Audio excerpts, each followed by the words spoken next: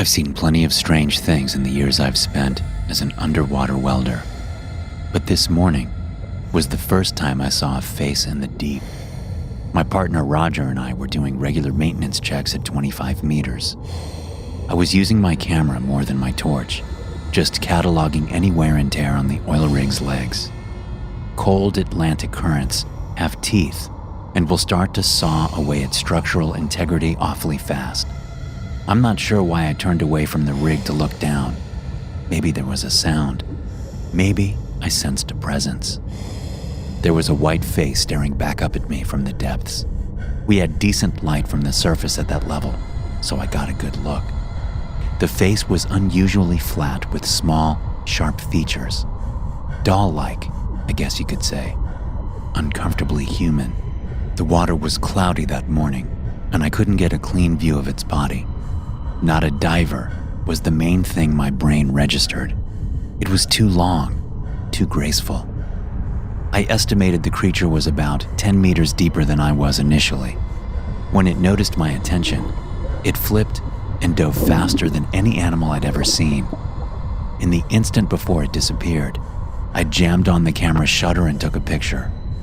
For a few moments, I simply floated there in the cold water, staring at where the face used to be, like I was trying to find an echo. I signaled to Roger that we should surface. He signaled back an affirmative, so we started to ascend. If you've never been diving before, 25 meters is near the maximum depth for no decompression limit dives. You can hang out for a good while at 25 to 30-ish meters and still ascend to the surface without stopping to decompress. Although you still don't want to swim up too fast. Any depths greater than 40 meters for more than a few minutes, and you're going to need to stop on the way up to off-gas or risk a vicious case of the bends. Roger had to keep signaling me to slow down as we headed up. I was a little too eager to get out of the water to the point where I was pushing safety limits and our training. Once we got back to the rig, I scrambled out of my gear, casting looks back into the water every few seconds just in case something followed us up.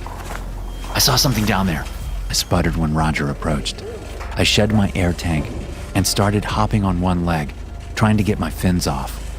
Roger again motioned for me to calm down. He was a much older and experienced diver.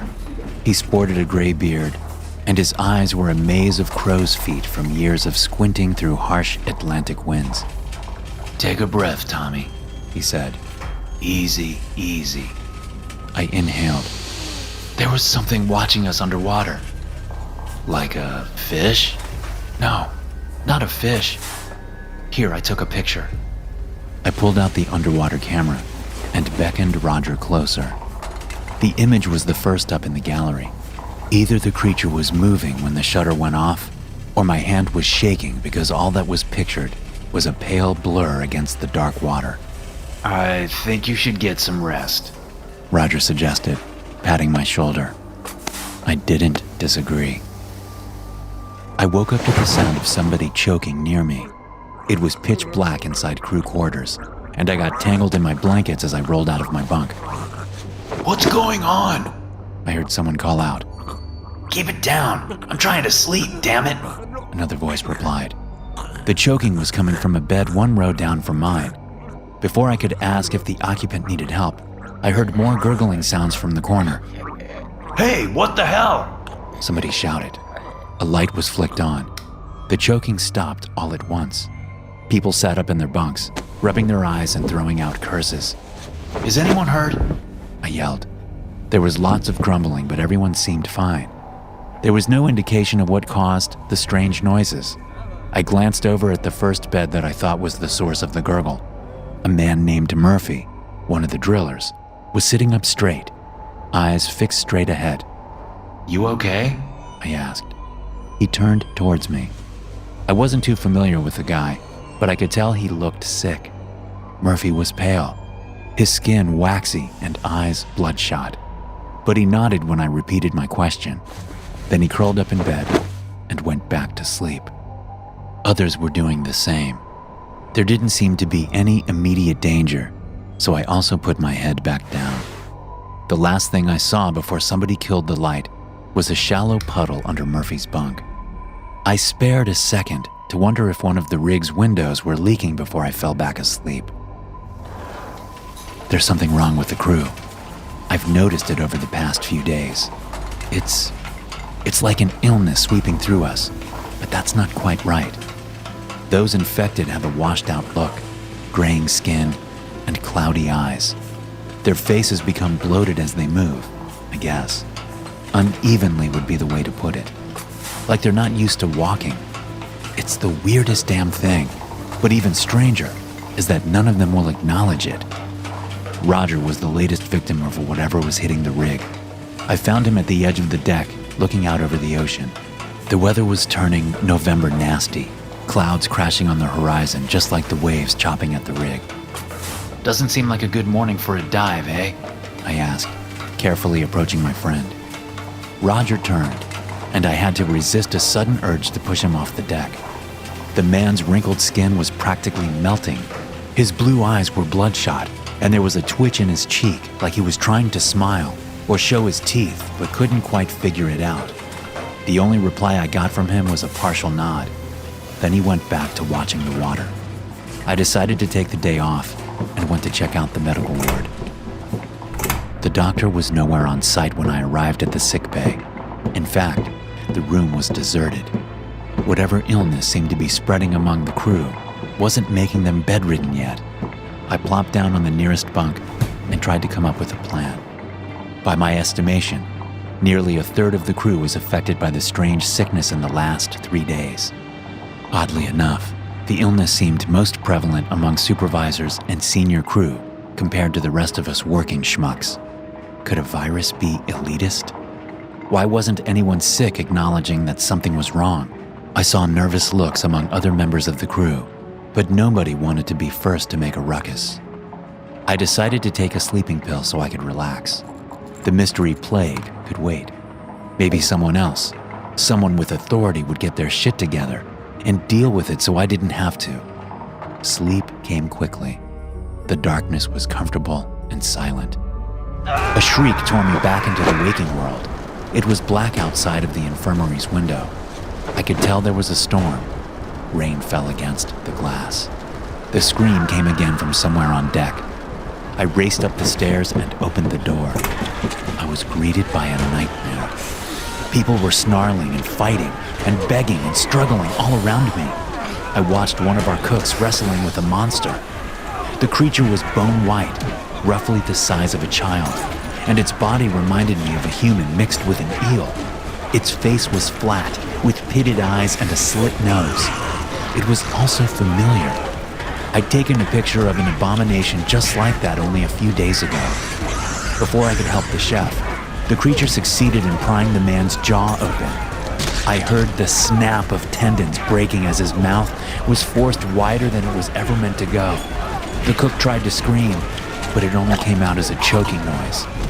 Then, faster than my eye could follow, the creature somehow compressed itself until it could slither inside the man. More choking ensued as the chef fell to the deck. He lay still for a moment in the rain, then stood up with a glazed look in his eyes. Similar scenes played out across the storm-lashed rig.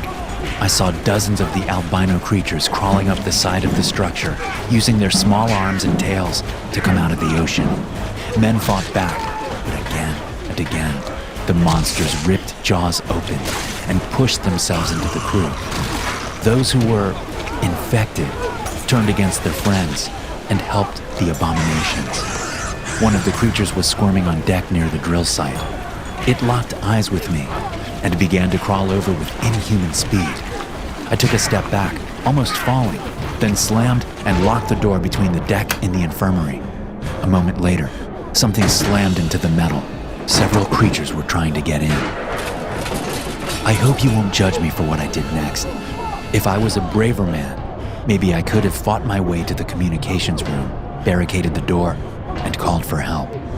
But the thought of facing any of those monsters, or worse, my former coworkers, was too much for me.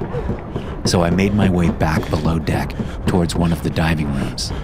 I tensed up at every intersection I crossed, every open door I passed, waiting to feel small arms wrapping around my neck or forcing my jaw wider and wider into...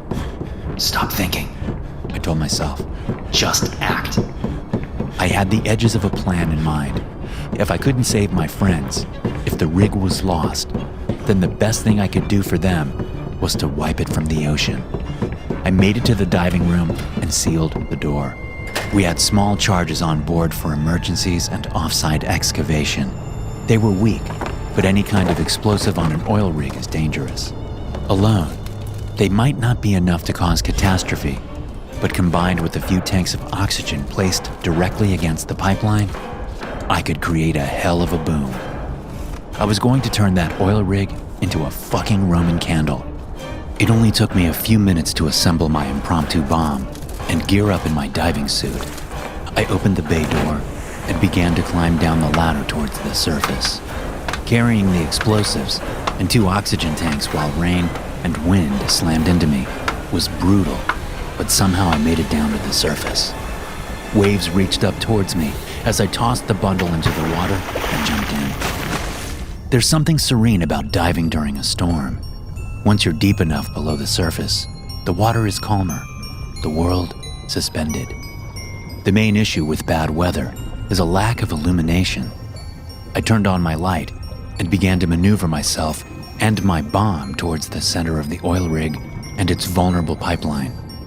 I was passing by one of the platform's immense metal legs when I felt something grab my own ankle. I kicked back and connected. The force around my ankle released and I surged forward. But then another hand wrapped around my leg. Then a weight was on my back, then another. I broke the first rule of diving. I panicked. If air came loose or was blocked, I was a dead man. A face swam out of the darkness and pressed itself against my mask. Pale, black-eyed, and so close to human that it made my stomach drop. I managed to push it away, but the action caused me to drop my flashlight. As the beam fell through the darkness, it spun, and I saw them. Thousands of flat, hungry faces looked up at me from below. The creatures squirmed together in a horrible, white mass like maggots in a raw wound. A wave of the monsters surged towards me, and I felt my body drag down into the dark. That was when I knew I would die. Even if I broke free, I was too deep to make it to the surface before they caught me again. Decompression would rip me apart, bubbles bursting inside of my veins while the nitrogen flooded my body. My final thought as the blackness closed in was that there were worse ways to die, and at least I would go out as myself. I woke up on the shore naked and exhausted. It wasn't a familiar coastline. There were cliffs and rocks and water. A small lighthouse poked up from the skyline like a lonely tooth. That's where I headed, one leg dragging in the sand. I didn't seem to have full control of my limbs, but I'm in much better shape than I should be. No sign of the bends. My mind is a little fuzzy, my jaw aches, and my stomach is bloated, I guess, is one way to describe it. Bloated worse than I've ever felt. But they're taking good care of me at the lighthouse. They've even called for a doctor. I don't know why they all look so worried. I keep telling them I don't have the bends. Thanks for listening. If you enjoy these stories, be sure to subscribe to the podcast and check out some more of my episodes here.